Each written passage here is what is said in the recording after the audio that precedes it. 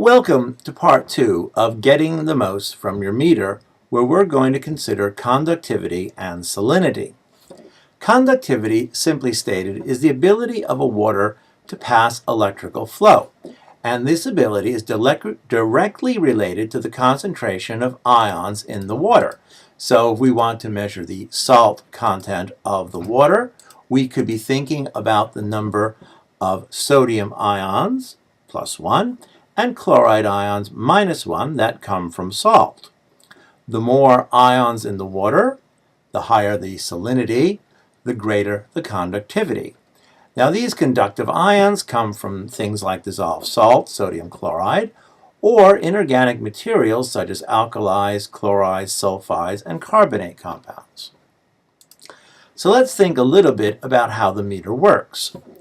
The measured conductivity, or K, is going to be equal to the actual conductivity of the solution times a cell constant. Now the cell constant is exactly what the name implies.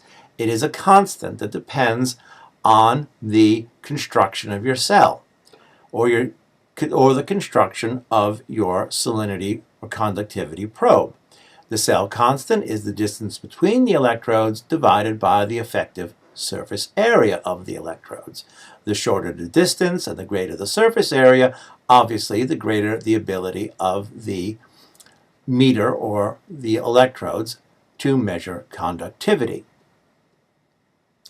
The New Jersey Department of Environmental Protection requires a 5-point determination of the cell constant before you use your meter for the first time. So if you're going to measure your cell constant, do I have to go and measure the distance between my electrodes? Do I have to measure the surface area of my electrodes? And the answer to that is no. In a perfect world, the cell constant would equal 1. So let's think about that for a moment. The measured conductivity is equal to the actual conductivity times the cell constant. So if the cell constant is 1, then the measured conductivity and the actual conductivity will be the same. So what we're going to do is use a solution of a known conductance, measure the conductance or obtain the measured conductance, and then solve for the cell constant. When calculating a cell constant or calibrating your meter, your best friend is potassium chloride. A 0.01 molar potassium chloride solution will have a conductance of 1412 microsiemens at 25 degrees centigrade. Now you can use other concentrations of potassium chloride to create a 5-point calibration curve for your cell constant measurement. Unfortunately, potassium chloride is not an appropriate standard for salinity because salinity is the measurement of salt in brackish water or estuarine water or ocean water, and potassium chloride is a much lower concentration than you'd find in those environments. But let's just ignore that point for the moment and think about our 5-point calibration curve using known concentrations of potassium chloride. It would look something like this. We plot the known conductance on the x-axis, and we plot the measured conductance on the y-axis, and in a perfect world, these points would all fall on a straight line with a slope of 1. Frequently, we'll hear the words conductivity and specific conductance and salinity kind of thrown around as if they were synonymous. But in reality, they're not. Conductivity is the inverse of resistance. Now, you'll remember from your high school physics class that we think about the resistance of a wire to the flow of electricity, or we think about the resistance of an electronic component to the flow of electricity. Well, the inverse of that is conductivity. The specific conductance is temperature-compensated conductivity, and is usually adjusted to 25 degrees centigrade. And if you're following EPA method 120.1 for conductivity, the EPA will require you to report your conductivity measurements in units of specific conductance. So recall that conductivity is temperature dependent. So all the specific conductance is is if I don't measure my solution at 25 degrees centigrade, what would the conductivity of that solution be at 25 degrees centigrade? Salinity is the salt content of water, and it is usually measured in parts per thousand, or ppt, since seawater has 35 grams of salt per 1,000 milliliters of water, or 35 parts per thousand. So let's talk about calibrating our meter and using the appropriate standard. Salt water typically has a conductivity somewhere around 53,000 microsiemens, whereas brackish water, such as on the landward side of this barrier island, may have a conductivity somewhere in the neighborhood of 1,000 microsiemens. Whereas fresh water, such as in this river in New Jersey's Pine Barrens, would have a conductivity of around 1,000 microsiemens, which makes it very useful for potassium chloride calibration solution. But you all know what kind of calibration solution to use, because when you get your meter, you're going to read the directions.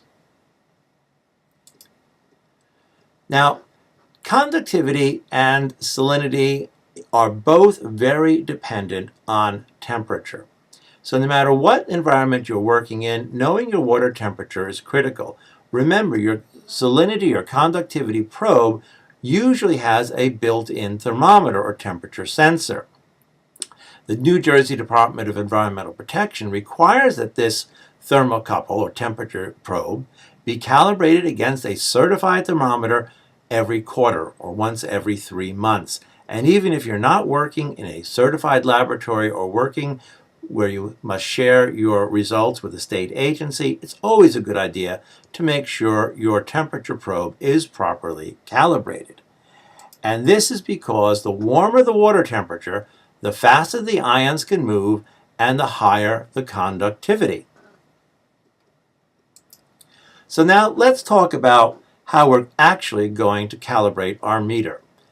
Every day, when you go out into the field, you must check your meter against a check standard with a known conductivity value. And the measured conductivity must be within 1% of the known conductance value. So you'll choose an appropriate standard for the environment you're going to be working in, salt water, brackish water, or fresh water, and calibrate your meter or check your meter against a appropriate check standard, and the measured value should be within 1% of the known value. You should also do an initial 5-point cell constant determination when you buy your meter and before you use it for the first time. If it should happen that your daily check standard does not fall within 1% of the known conductance value, you should recalibrate your meter before going out into the field. And the instructions for how to do that will, of course, be in the manual, so read the directions. Now, certain protocols, certain regulatory agencies want the daily check standard to be done before you begin your measurements for the day and after your measurements are completed to ensure that your meter has not drifted. Again, this is very important, again, to correctly clean your probe. Make sure your probe is stored properly. You don't want your conductivity probe to be crusted over with old salt or bits of brackish water or bits of old sample when you recheck your conductivity at the end of the day. So make sure you clean your probe properly before you put it away for the day, especially if you're also going to take a final conductivity measurement at the end of the day. And lastly, if you should happen to need to bring your sample back to the lab for its conductivity measurement, EPA Method 120.1 states that if the analysis is not completed within 24 hours of sample collection, your sample should be filtered through a 0.45 micron filter and stored at 4 degrees centigrade. So The more bacterial action in your sample, or the more opportunity your sample has to exchange ions with little bits of dirt and things stored in that are found in your sample, the more your conductivity value is going to change from the true value. So make sure that if you bring your conductivity samples back to the lab, you're following the correct sample storage, sample preservation, and sample chilling or sample temperature control. The next part of our program will be about taking pH measurements in the field.